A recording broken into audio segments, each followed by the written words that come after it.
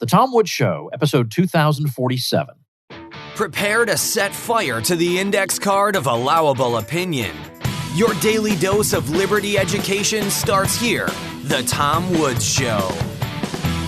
Hi, everybody. Tom Woods here. I'm delighted today to welcome to the show Scott Atlas, who served as special advisor to the president and as a member of the White House Coronavirus Task Force in 2020. From 1998 till 2012, he was professor of radiology and chief of neuroradiology at Stanford University Medical Center. In 2020, he released the book Restoring Quality Healthcare, a 6-point plan for comprehensive reform at lower cost. He has been editor, associate editor, and a member of the boards of numerous scientific journals and national and international scientific societies over the past 3 decades. He's received numerous awards and honors in recognition of his leadership in both policy and medicine, and he is the Robert Wesson Senior Fellow in Healthcare Policy at the Hoover Institution. Today we'll be talking about his book, A Plague Upon Our House, My Fight at the Trump White House to Stop COVID from Destroying America. Dr. Atlas, welcome to the show. Oh, thanks for having me. You and I are both friends and admirers of Professor Jay Bhattacharya, and you note in your book that he and another colleague of yours kept assuring you that you guys were in the right and the truth would eventually come out and not to be deterred, and you seem to have become a little skeptical of that as time went on. Well, so when I had Jay on, I asked him about these various passport systems, vaccine passport systems that have popped up all over the place, and he said he thought they would not be very long-lasting because they were not rooted in any real science. We know that the vaccinated can also spread the virus. We know all this now. So because these systems are unreasonable, they're just not going to last very long. And I said to him, I'm not sure that reasonable is the word I would use to describe the last 2 years. So just the fact that something is unreasonable doesn't mean it might not persist. So what do you think is going to be the result of these systems? What's their end game? Do you think they might collapse of their own weight because of the way they're going to discourage tourism? Where do you see that going? Well, that's a good question. It's been, as you say, very treacherous to predict what's happening because what's happened and what's still happening is irrational, illogical, and frankly, analogous to what flat earthers believed. And that's not hyperbole, really. What we see, as of course Jay rightfully said, was that the vaccine passports make no sense. Now, why is that? Basically, what we're seeing today is a continuation of complete denial of scientific fact by people in charge. And it's a completely illogical proclamations made. When you mandate a vaccine for people who don't need the vaccine, you've undermined trust in the vaccine for people who need the vaccine. I'll give you an example. This is the only country in the Western world that does not acknowledge the immunological protection conferred by having recovered from the infection. And the data is very clear on this. The data from other countries, particularly, but not only Israel, shows that you have better, superior protection against an infection from having had the infection than you do from getting a vaccine but having never had the infection. That's factual. That's not an opinion at this point. Yet we don't talk to the American people about that, and our public health leaders never say that. And the CDC do not say that. Secondly, to mandate a vaccine for children who, healthy children, have extremely low risk from COVID at all and nearly zero risk to die. So we're going to mandate somehow, as a society, the people in charge, an experimental vaccine that we don't have a lot of safety data on because most vaccines take 5 years to get safety data on. We're going to inject children who don't have a risk from the illness with a vaccine that they do have a risk from. That's not just illogical, that's immoral and frankly violates all ethical standards of medical care. That is unethical, yet our country's doing that.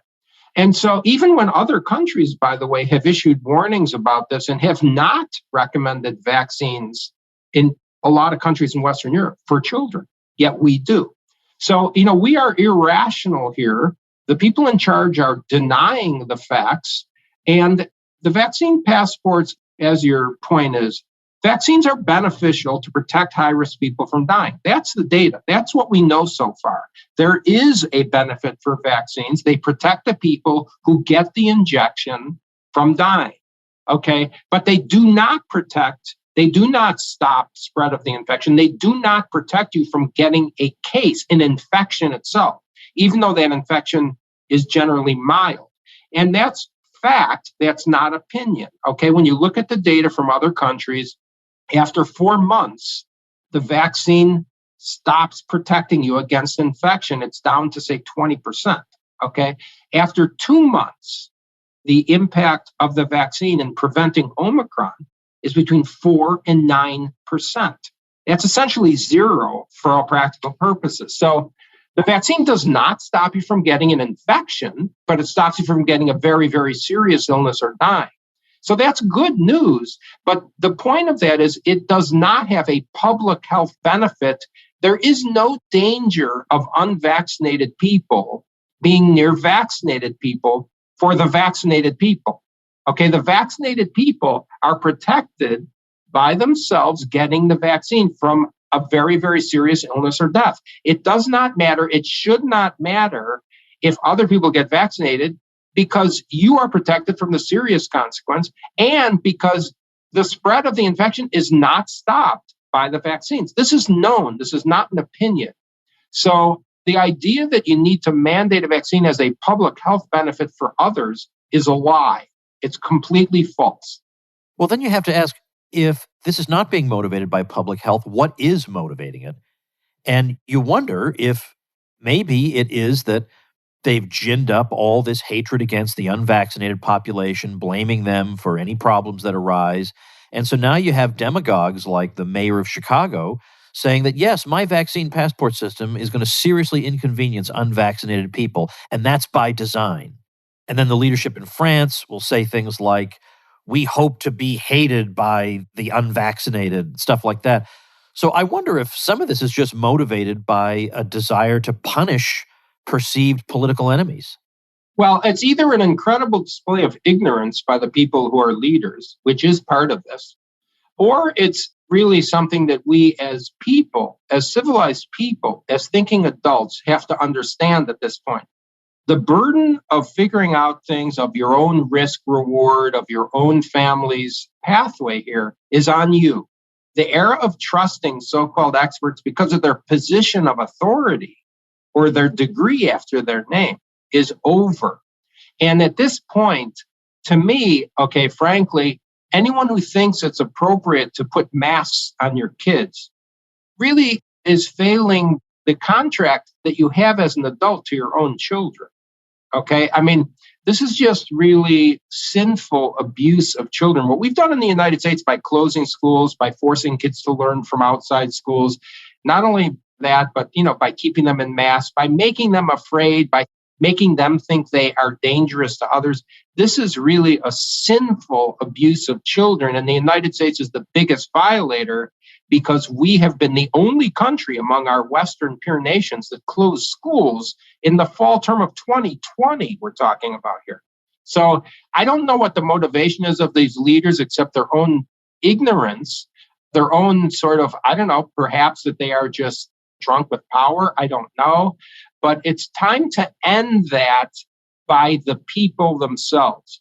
We cannot keep deferring decision-making authority to others. We have to learn that we are the critical thinkers because the leadership has failed. The policies of the restrictions and lockdowns, the Birx, Fauci lockdowns, mandates, and restrictions were failures.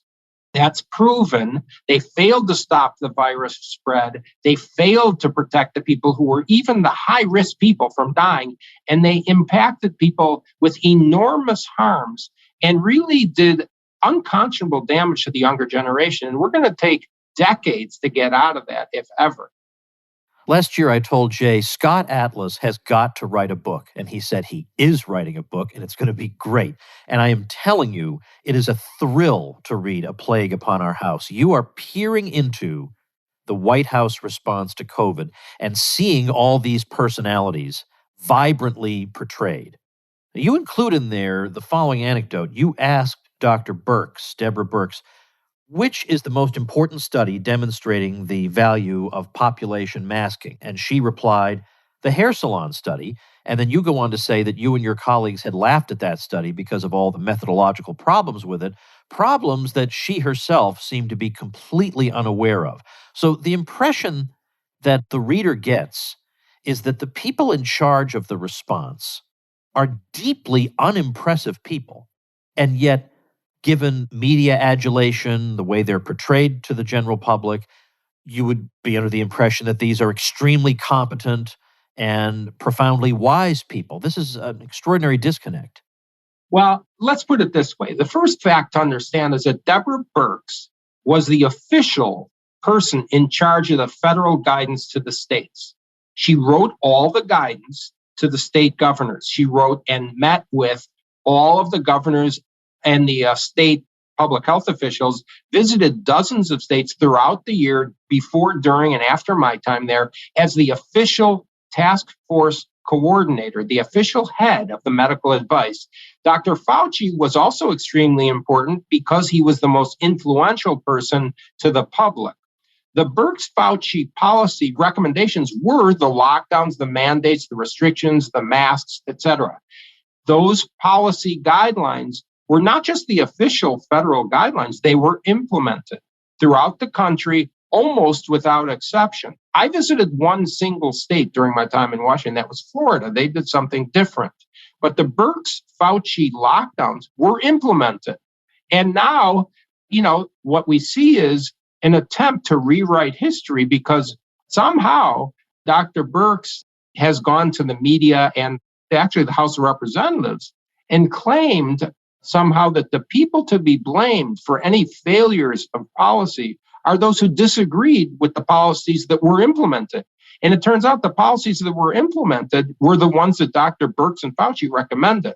So this is sort of a bizarre Orwellian, really shameful lack of integrity and honesty. We have to realize something. When people who are bureaucrats like Fauci and Birx, they were in their bureaucratic positions for 35, 40 years. Okay. When you're in a bureaucratic position in that length of time, the reason you succeed in maintaining those positions is not because you're politically neutral. It's because you're skillful politically at navigating an intensely political environment. And the way you survive is what they did, which is they had friends in the media, they had friends in other agencies. And as we see from the FOIA requests that revealed their emails, I wasn't even aware of what was going on because I was naive. I was there thinking, okay, facts matter. I was asked to help the country in the biggest healthcare crisis in a century. The answer is yes, because people were dying. Their policies were failures. So I didn't know that there was this massive collusion going on behind the scenes between Francis Collins, Fauci, and Birx, who were really disgraces. They were shameful in the way they colluded with trash media to delegitimize scientists who simply disagreed with them. Instead of coming to the meetings, for instance, I arranged science experts from all over the country, from UCLA, Stanford, Harvard, Tufts University, pediatric infectious disease scientists, virologists, public health experts, to come in and answer questions of the president and the vice president. Dr. Birx refused to attend. That's not the behavior of a scientist. That's the behavior of a threatened bureaucrat. So it's a disgrace. It's shameful that these people were in charge. They were grossly incompetent. They never cited the science. I brought in dozens of scientific papers to every meeting, went through, critiqued the methodology, meaning the study design, went through and said which studies were, legitimate, which weren't. Dr. Birx and her citation of that hairdresser study is just one example of an embarrassingly low level of scholarship.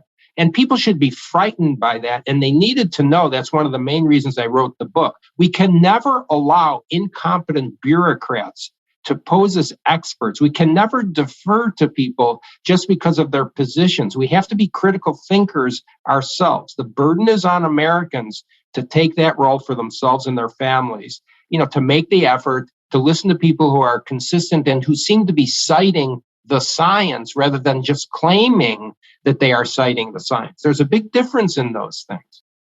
Hey, folks, regardless of what the politicos do in 2022, bring some joy into your life with my sponsor, Skillshare. One membership gets you thousands of inspiring classes in areas like film and video, creative writing, graphic design, illustration, music, photography, web development, business analytics, marketing, productivity, and a lot more. Pursue something you've always been curious to try, or build on your existing skills to get even better. There are classes for all skill levels, and they're short and convenient for your busy schedule. I like Thomas Frank's class, Mastering Productivity, Create a Custom System That Works, because I want to maximize what I get done in the time that I set aside for work, so I can likewise maximize the time I can spend with family and traveling and enjoying my life. With Skillshare, you'll create real projects and get the support of fellow creatives so you can accomplish real growth. Explore your creativity at Skillshare.com/Woods, where our listeners get a 1-month free trial. That's 1 month free at Skillshare.com/Woods.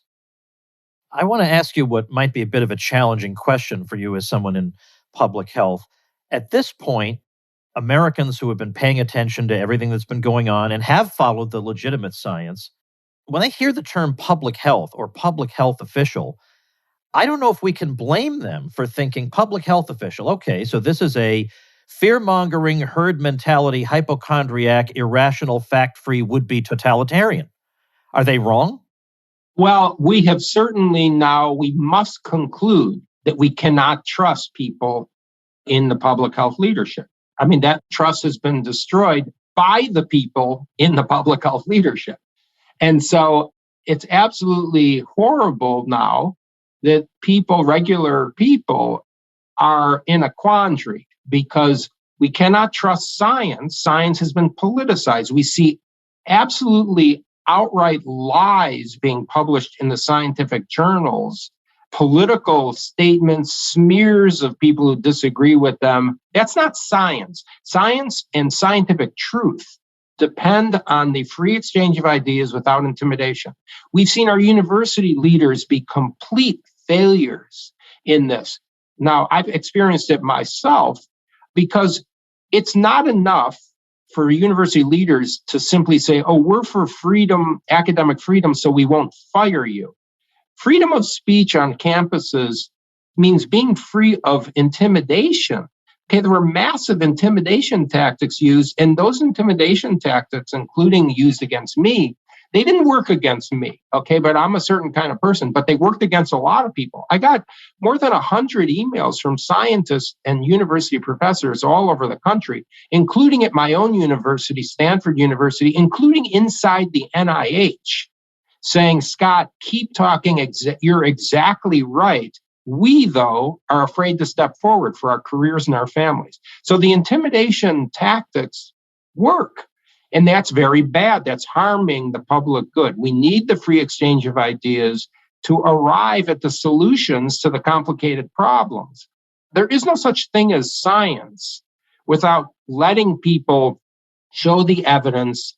There is no such thing as educating our children without teaching them critical thinking. And the way you learn critical thinking is to hear different points of view. There's no such thing as critical thinking if you only hear one side.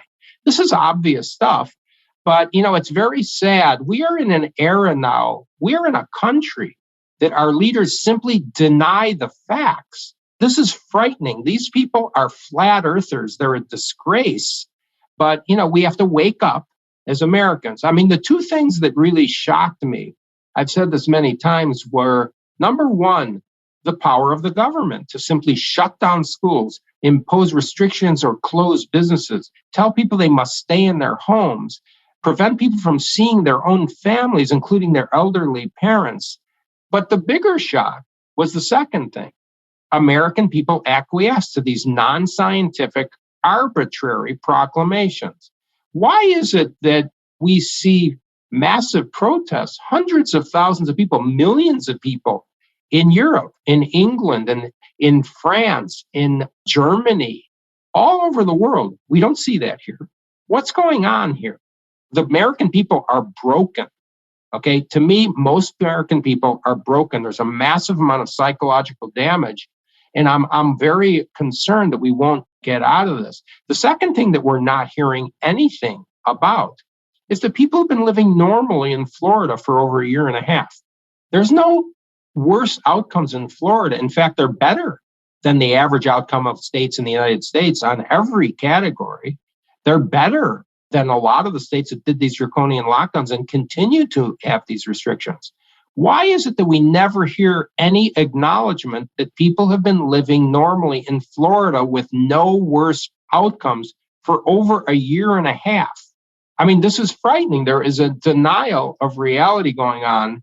And again, I'm very concerned about the passivity, the acceptance of this by the American people, although there are some small groups of people coming to their senses. We need to wake up, or I'm afraid that we as a society are completely broken.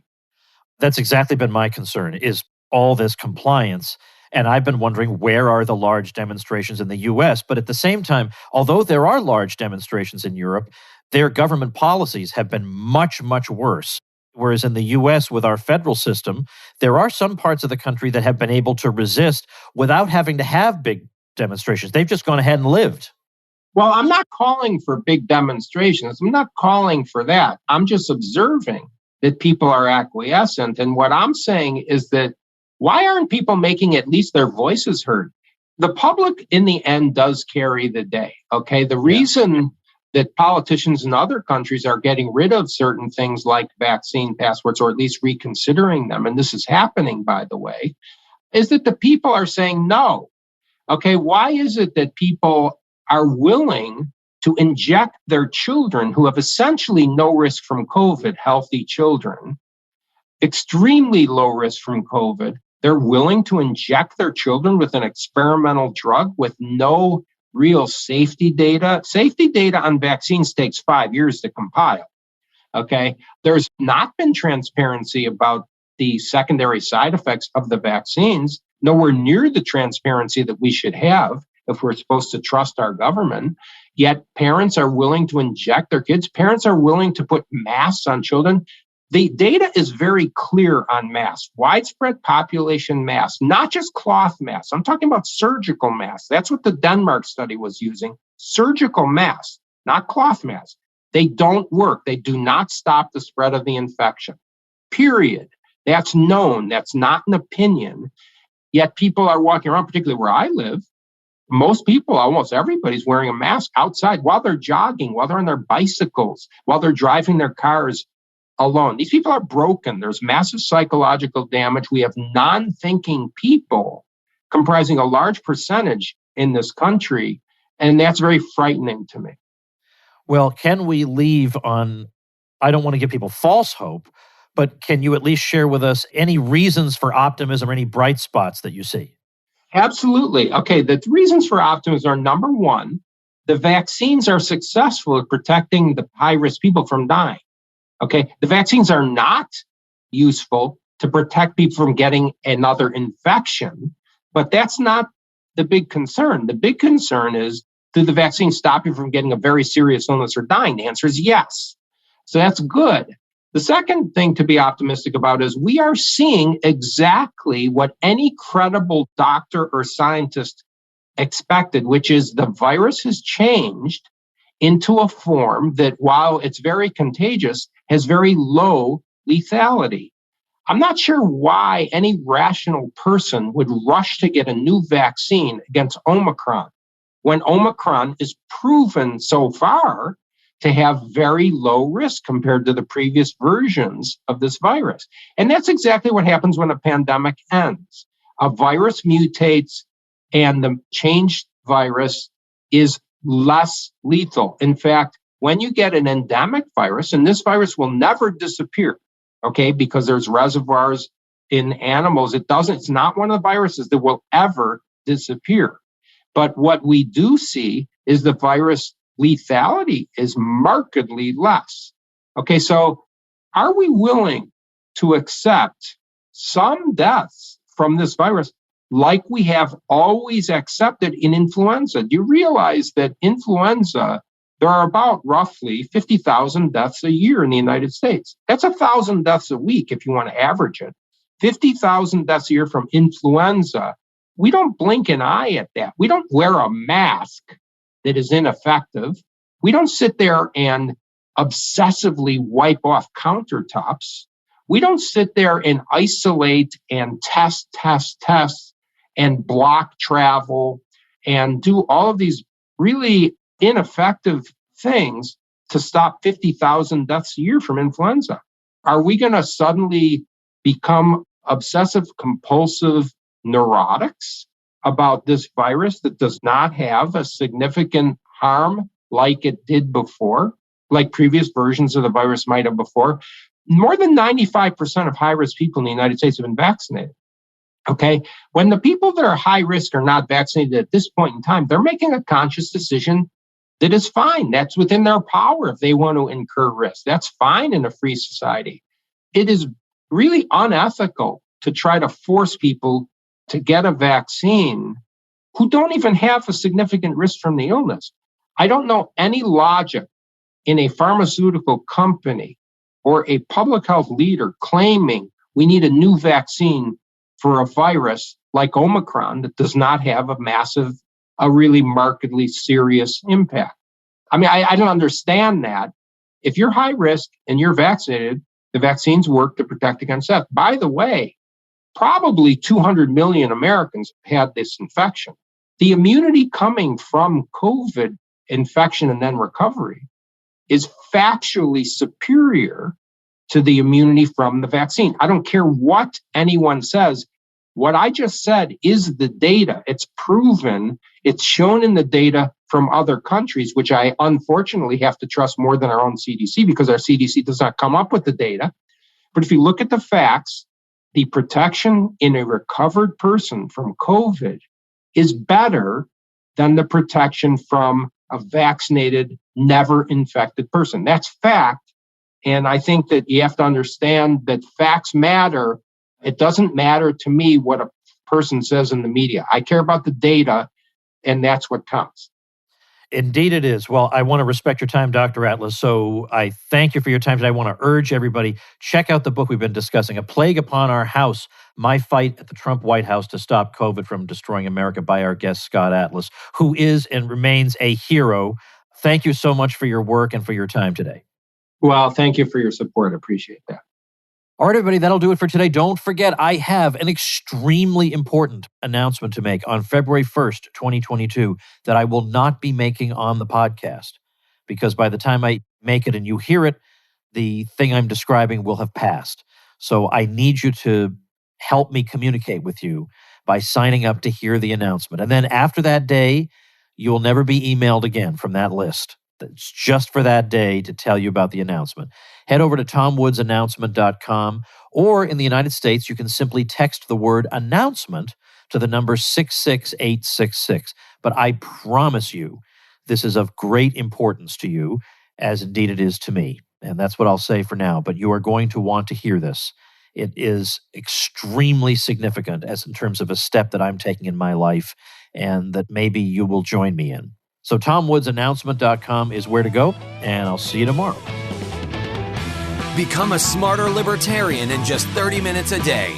Visit tomwoods.com to subscribe to the show for free, and we'll see you next time. Like the sound of The Tom Woods Show? My audio production is provided by Podsworth Media. Check them out at podsworth.com.